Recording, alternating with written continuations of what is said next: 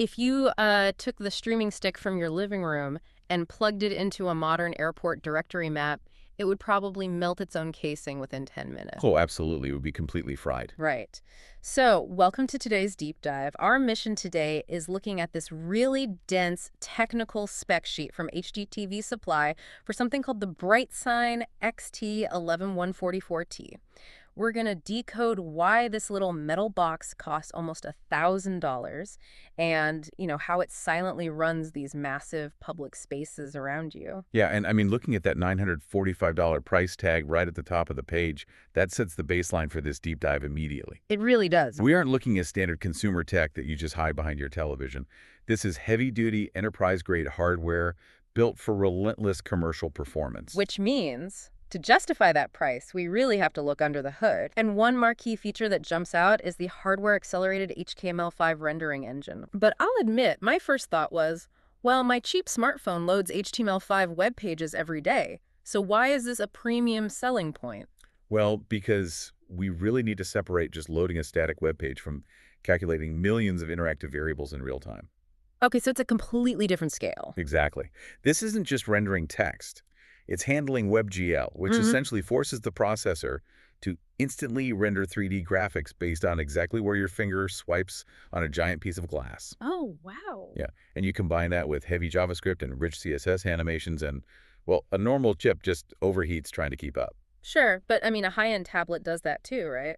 It does, but a tablet isn't doing all of that interactive rendering while simultaneously decoding two entirely separate 4K video streams. Wait, two at the same time? Yeah, and we're talking streams with Dolby Vision and HDR10, plus running at a 10-bit color depth. That is massive data. It's huge. The processor inside this BrightSign player is calculating billions of color variations per second for two different videos, while never letting that interactive 3D map stutter even for a millisecond. So it's not like a supercomputer with a massive brain. It's more like, well, it's an incredibly specialized traffic cop. That's a great way to put it. It's exceptionally good at routing heavy, complex data streams simultaneously without dropping a single frame. And caching them, which is why you see an M.2 SSD slot listed in those specs. Ah, right, to store the files locally. Exactly. It needs to cache those massive 4K files locally. So if a convention center's internet suddenly drops The display keeps running. flawlessly, because the data is already physically in the box. Storing it locally totally makes sense, but getting the data to the box in the first place seems like the real logistical nightmare. Oh, yeah. I mean, the port layout on this player is dense. Oh, yeah.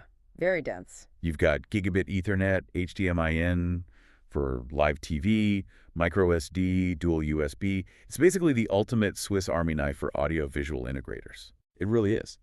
But the feature that truly attacks that wiring nightmare is PoE plus DOS, or Power over Ethernet. Right. I wanted to ask about that. How does that work? Well, that feature is the linchpin for commercial installations.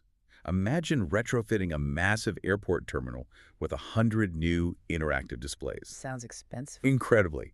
Running separate electrical conduits and network cables through thick concrete walls requires different contractors, do some permits, and just a massive budget. So PoE Plus essentially turns this box into a very efficient parasite.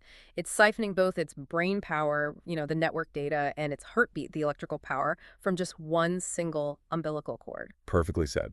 That single cable design means an audiovisual integrator can deploy an entire network of these players in a fraction of the time. That makes so much sense. And since it actually includes their BrightAuthor software for building the presentations, the whole ecosystem is incredibly streamlined. Because this PoE Plus feature makes it so easy to install hundreds of these players across a huge facility, it naturally attracts the biggest institutional buyers. And I think that explains the weirdest acronym on this tech sheet. The TAA compliance. Yeah, right next to the intense video decoding specs, there's just a legal term, TAA compliant. Why is that even there? So TAA stands for the Trade Agreements Act. This specific BrightSign player was designed in the USA and manufactured in Taiwan, which means it legally complies with this specific federal law regarding the country of origin for manufactured goods. Oh, so it's essentially a procurement filter. Exactly. When a federal agency needs to outfit dozens of buildings with digital signage, they are legally restricted to TAA-compliant hardware. Having that explicitly on the spec sheet immediately clears the red tape. It opens the door to the largest infrastructure contracts in the country. It really does. You combine that massive dual 4K processing power, the flawless interactive rendering, and the dead simple PoE plus installation, and you have a piece of hardware designed to silently anchor the most demanding displays on the planet. It really makes you look at the spaces around you differently. So the next time you walk into a massive public space and effortlessly swipe through a stunning, hyper-responsive 4K directory, take a second. Look at that screen and ask yourself this. If physical buildings now require enterprise-grade HTML5 servers just to show you a map, at what point does the physical architecture of our cities just become one giant web browser?